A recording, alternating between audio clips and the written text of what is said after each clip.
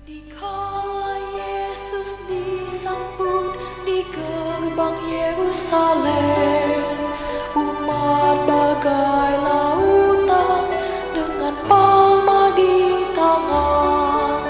Dikala Yesus disambut di gerbang Yerusalem, umat bagai lautan dengan palma di tangan.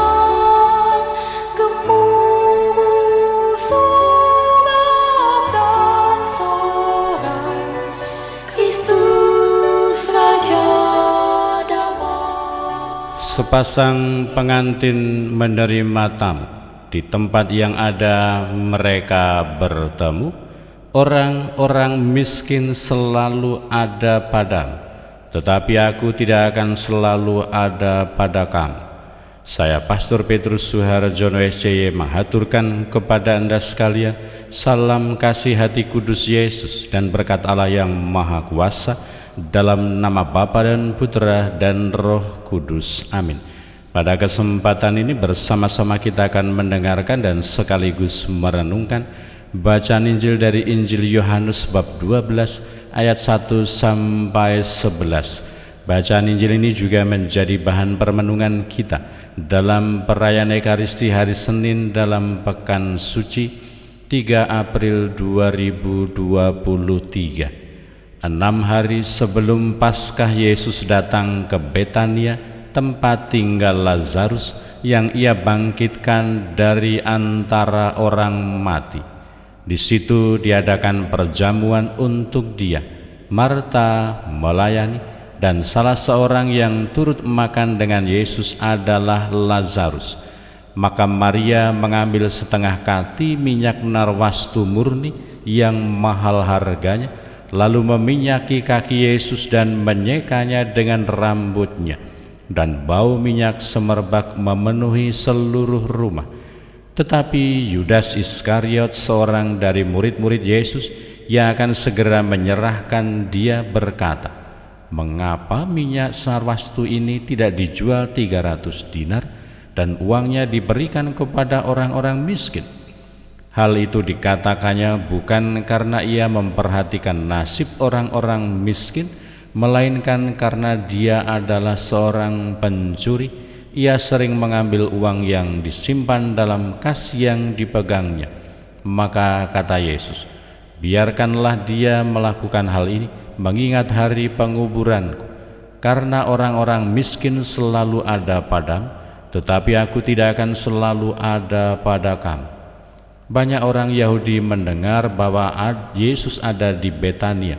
Mereka datang bukan hanya karena Yesus, melainkan juga untuk melihat Lazarus yang telah dibangkitkannya dari antara orang mati. Lalu imam-imam kepala bermufakat untuk membunuh Lazarus juga, karena dialah banyak orang Yahudi meninggalkan mereka dan percaya kepada Yesus.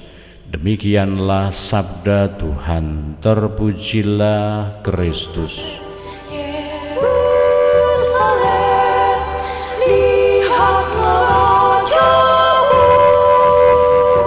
Hosana, terpujilah Kristus Raja Mahajaya.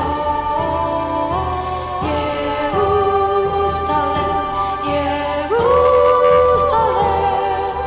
lihatlah Rajamu. Hosana, terpujilah Kristus Raja Mahajaya.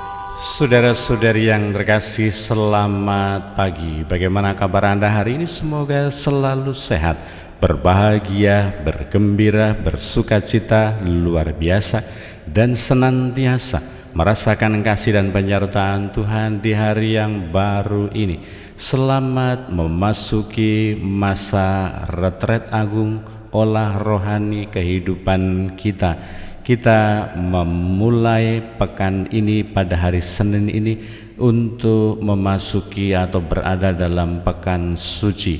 sehingga kita semakin dalam, kita semakin bersungguh-sungguh, kita semakin serius untuk berempati, untuk berbela rasa, untuk semakin mampu menyatukan kehidupan kita, paradigma kita, perasaan kita bersama dengan Yesus yang memasuki kota Yerusalem untuk menjadi penebusan, menjadi tebusan bagi dosa-dosa manusia. Kita diingatkan oleh Yesus supaya kita senantiasa fokus dan terarah kepada tujuan hidup kita, meskipun ada sekian banyak hal yang terjadi di sekitar kita, meskipun ada sekian banyak orang yang ada di sekitar kita, tetapi semoga kita tetap fokus kepada orientasi kehidupan kita, yaitu mendengarkan sabda Allah, yaitu melakukan kehendak Allah, yaitu patuh dan taat kepada Tuhan. Yesus datang ke Betania, ada Lazarus, ada Marta, ada Maria, ada para murid, ada orang-orang Yahudi, dan juga ada orang-orang lain yang ada di sekitar Yesus. Tetapi semua itu tidak menggagalkan fokus Yesus, tetapi Yesus senantiasa teguh dan terarah kepada tujuannya, yaitu melaksanakan apa yang menjadi kehendak Allah, menjadi jalan untuk keselamatan bagi bangsa manusia. Kita pun memiliki orientasi, arah, dan tujuan hidup untuk senantiasa menjadi alat-alat Tuhan, menjadi jalan keselamatan, menjadi orang-orang yang dipilih oleh Allah untuk menjadi saksi-saksi Kristus dalam hidup ini. Semoga kita tetap patuh setia kepada arah dan orientasi hidup kita, bersatu dengan Tuhan dalam pengorbanan, dalam semangat untuk senantiasa mendengarkan kehendak Allah dalam hidup kita. Berkatalah yang Maha Kuasa dalam nama Bapa dan Putra dan Roh Kudus. Amin.